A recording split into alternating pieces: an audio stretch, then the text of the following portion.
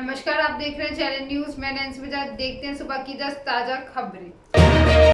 झारखंड रोप वे rescue operation पूरा। झारखंड के देवघर में त्रिकुट पर्वत पर रोप वे हादसे के 45 घंटे बाद रेस्क्यू ऑपरेशन पूरा हो गया। रोप वे की ट्रॉलियां में फंसे 48 लोगों से 46 लोगों को बचा लिया है। हादसे में कुल 4 लोगों की मौत हो गई है, 12 से ज्यादा घायल है। रेस्क्यू के दौरान दूसरे दिन भी एक महिला ट्रॉली से गिर गई, उसकी मौत हो गई है। सोमवार को भी एक युवक की हेलीकॉप्टर में चढ़ने के दौरान गिरने से जान चली गई है। मंगलवार को तीसरे दिन 7 घंटे के करीब ऑपरेशन चला। एयरफोर्स और आईटीबीपी के जवानों ने हेलीकॉप्टर में 2500 फीट ऊंचाई पर पहुंचकर रोपवे के 3 ट्रॉलियों में फंसे 15 लोगों को निकाल लिया। ऊंचाई व तेज हवा होने की वजह से यह सबसे मुश्किल रेस्क्यू हुआ। रेस्क्यू के दौरान एक जवान के पैर में चोट लग गई है।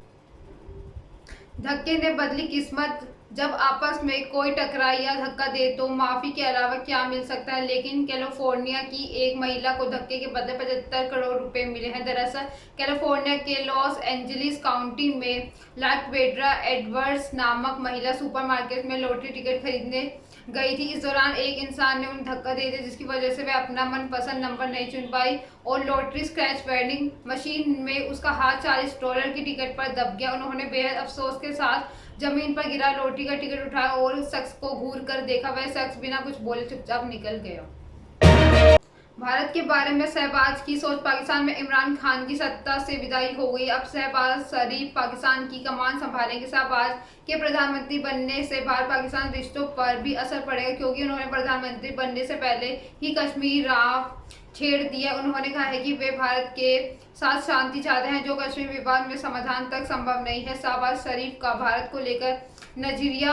अप्रैल 2018 के एक चुनावी रैली की शहबाज शरीफ ने कहा था, हमारा खून खोल रहा है, कश्मीर को हम पाकिस्तान का हिस्सा बनाकर रहेंगे। शहबाज शरीफ ने जब ये बयान दिया तब वे पाकिस्तान मुस्लिम लीग नवाज PMLN से प्रधानमंत्री पद के दावेदार थे। उनका ये बयान इस पर इशारा करता है कि कश्मीर को लेकर उनका रवैया अच्छा नहीं है। रूस यूक्रेन जंग अपडेट्स। रूस यूक्रेन जंग के 45 से ज्यादा दिन हो चुके हैं। द की इंडिपेंडेंस के मुताबिक रूस ने पिछले 24 घंटे में करीब 66 बार हमला किया। इन हमलों में एक बच्चे समेत 11 लोगों की मौत हो गई है, वहीं 14 लोग घायल हो गए। रिपोर्ट्स के मुताबिक जंग में अब 183 यूक्रेनी बच्चों की मौत हो गई है और 342 बच्चे घायल हो गए। इधर रूस यूक्रेन का बड़ा काफिला अब इजुम शहर और नीपर नदी के आसपास देखा गया। अमेरिकी एक्सपर्ट का कहना है कि रूस का 12.8 किलोमीटर का लंबा काफिला इजुम शहर की तरफ बढ़ रहा है। इसकी सैटेलाइट तस्वीर भी सामने आई है।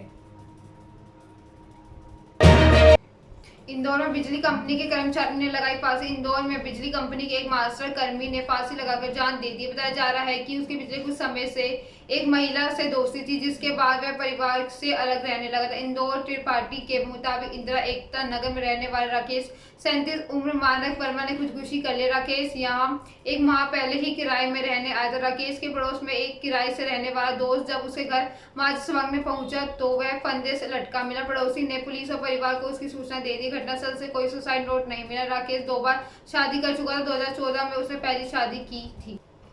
पहली पत्नी से राकेश का अक्सर छोटी छोटी बातों पर विवाद होता रहता था। इसी के चलते शादी के 2 साल बाद उनका तलाक हो गया है। गाजियाबाद में पिता और 2 बेटों को गोली मारी। गाजियाबाद जिले के गांव मोरता में कुत्ते के भौंकने पर विवाद में पिता और उसके 2 बेटों को गोली मार दी गई। तीनों को अस्पताल में भर्ती कराया है। डॉक्टरों के अनुसार हालत खतरे से बाहर है। पुलिस ने इस मामले में 2 लोगों को गिरफ्तार कर लिया। वारदात सोमवार देर रात की है।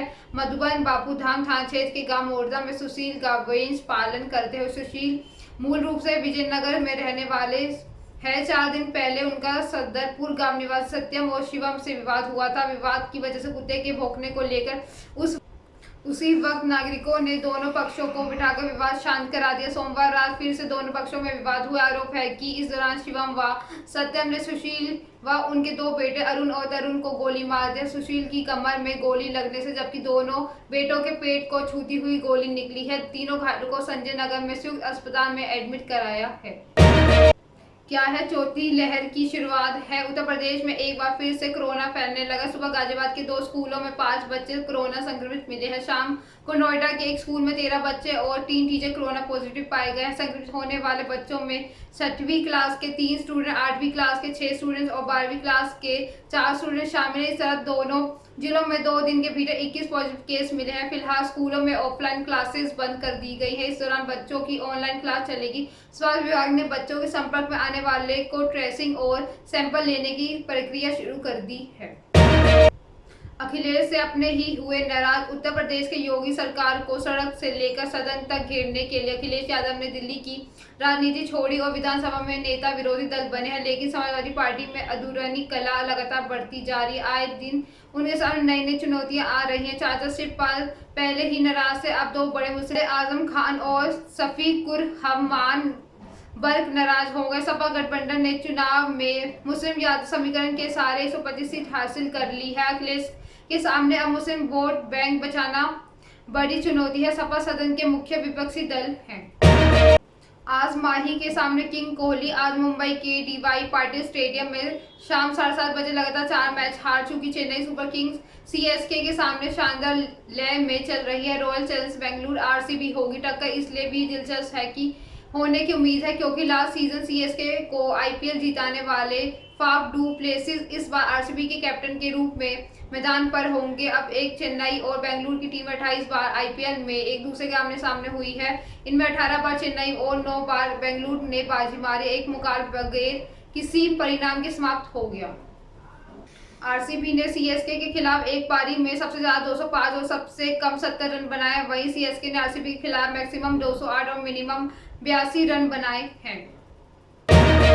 Trailer release. अजय देवगन की फिल्म रनवे 34 का हाल ही में नया ट्रेलर रिलीज किया गया। एक्टर ने इसकी जानकारी सोशल मीडिया पर शेयर की है। उन्होंने ट्रेलर शेयर कर कैप्शन में लिखा है कि रक्षा या अपराधी अप्रत्याशित के लिए खुद को संभालो। 2 दिग्गजों की भिड़ शुरू हो गई है। हैशटैग रनवे 34 ट्रेलर 2 में आपको पकड़ लेगा। फिल्म में अजय देवगन के अलावा अमिताभ सिंह, अविनाश पुरी और बोमन ईरानी भी लीड रोल में है। फिल्म सिनेमाघरों में 29 अप्रैल 2022 को रिलीज होगी।